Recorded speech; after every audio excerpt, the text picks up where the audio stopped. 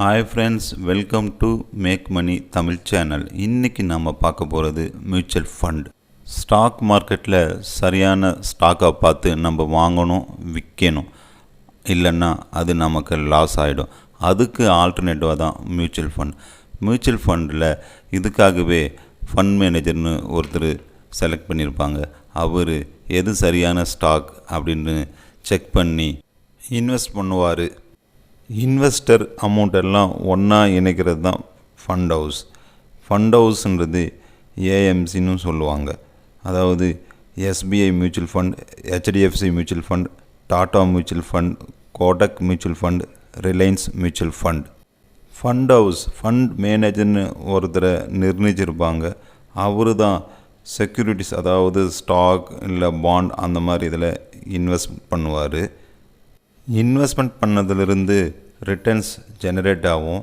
அதை திரும்பவும் இன்வெஸ்டர்ஸுக்கே அந்த லாபத்தை கொடுப்பாங்க.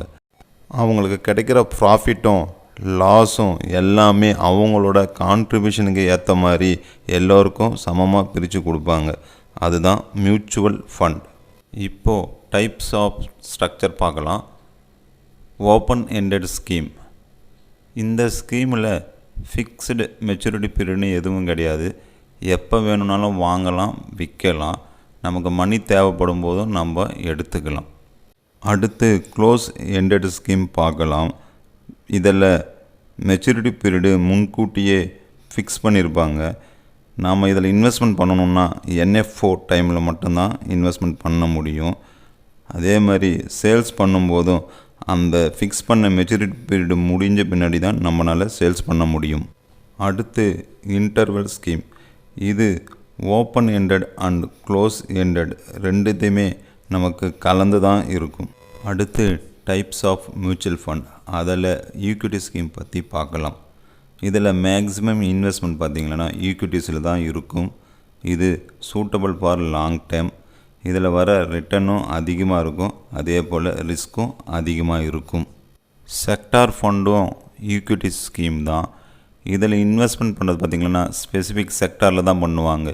எக்ஸாம்பிளாக டெக்னாலஜிஸ் பண்ணுவாங்க, இல்லை ஃபார்மா செக்டாரில் பண்ணுவாங்க. டேக்ஸ் சேவிங் ஃபண்ட் இதுவும் ஈக்விட்டி ஸ்கீமுக்குள்ளே தான் வரும்.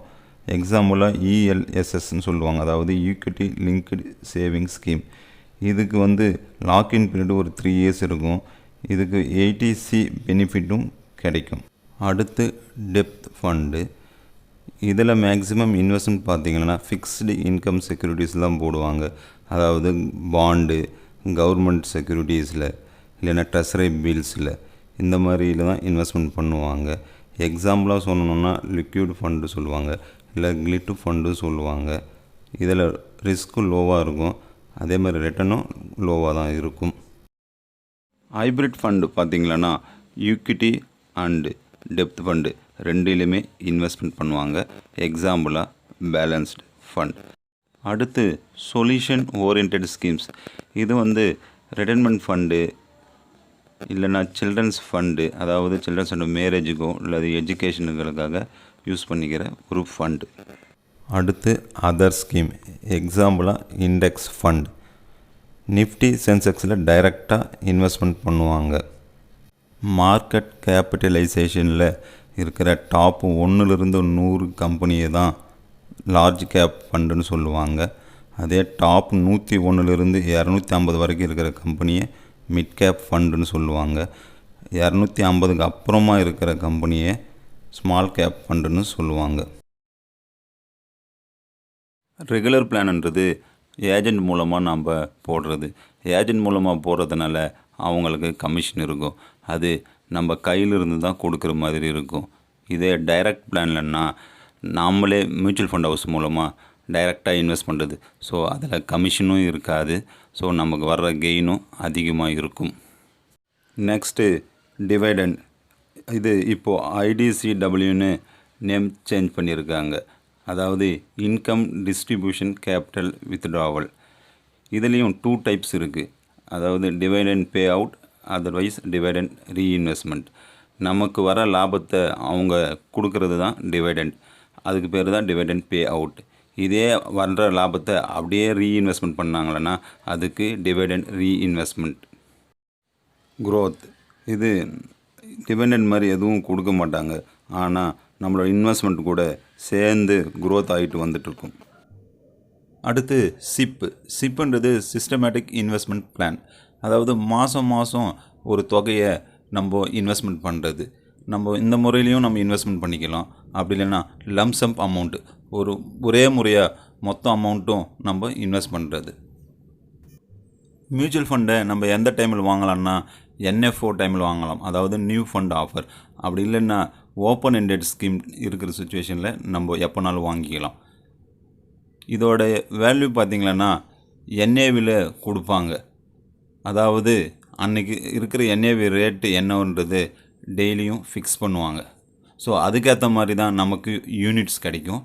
நமக்கு எப்போ சேல்ஸ் பண்ணணும்னு நினைக்கிறோமோ அப்போது நம்ம ரிடெம்ஷன் பண்ணிக்கலாம்.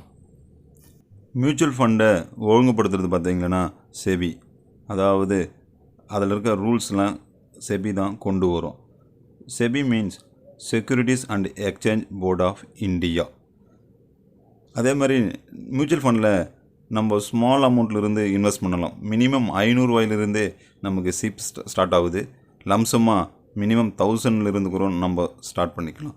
அதே மியூச்சுவல் ஃபண்ட் பார்த்திங்கன்னா டிரான்ஸ்பரன்சியாக இருக்கும். அதாவது டெய்லி என்னென்ன NAV, யார் அதை ஃபண்ட் மேனேஜ் பண்ணுறாங்க, எந்தெந்த ஷேரில் அவங்க இன்வெஸ்ட்மெண்ட் பண்ண போகிறாங்கன்றது எல்லாமே நம்ம செக் பண்ணிக்கலாம். மியூச்சுவல் ஃபண்டில் இன்வெஸ்ட்மெண்ட் பண்ணுறதுக்கு முன்னாடி ஒரு சிலதெல்லாம் செக் பண்ணிக்கிறது நமக்கு நல்லது.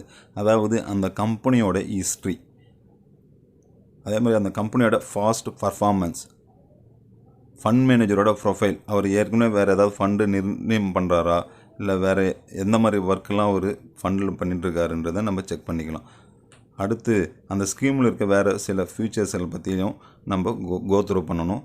அதே மாதிரி வேறு ஏதாவது ரிஸ்க் ஃபேக்டர்ஸ் இருக்கான்னு பார்த்துக்கணும். எக்ஸ்பென்ஸ் ரேஷியோ எவ்வளோன்றது பார்த்துக்கலாம். அதாவது 1 to 3% இருக்கும். ஸோ நமக்கு எவ்வளவு குறைவாக இருந்தால் அதுவும் அவ்வளவு நமக்கு லாபமாக இருக்கும். இதுக்கு என்ட்ரி லோடு ஏதாவது இருக்கான்னு பார்த்துக்கணும். அதே மாதிரி நம்ம எக்ஸிட் லோடு இருக்கான்னு பார்த்துக்கணும். நம்ம வெளியில் வரும்போது அதுக்கு ஏதாவது பேமெண்ட் பிடிப்பாங்களான்றதை நம்ம செக் பண்ணிக்கணும். இந்த வீடியோவோட தொடர்ச்சியையும் இன்னும் டீட்டெயிலாகவும் நெக்ஸ்ட் பார்ட்டில் பார்க்கலாம். உங்களுக்கு ஏதாவது டவுட் இருந்தால் கமெண்ட் பண்ணுங்கள். மியூச்சுவல் ஃபண்டும் சந்தை அபாயங்களுக்கு உட்பட்டது. இந்த வீடியோ உங்களுக்கு யூஸ்ஃபுல்லாக இருந்தால் சப்ஸ்கிரைப் பண்ணுங்கள், லைக் பண்ணுங்கள், கமெண்ட் பண்ணுங்கள், ஷேர் பண்ணுங்கள். நன்றி.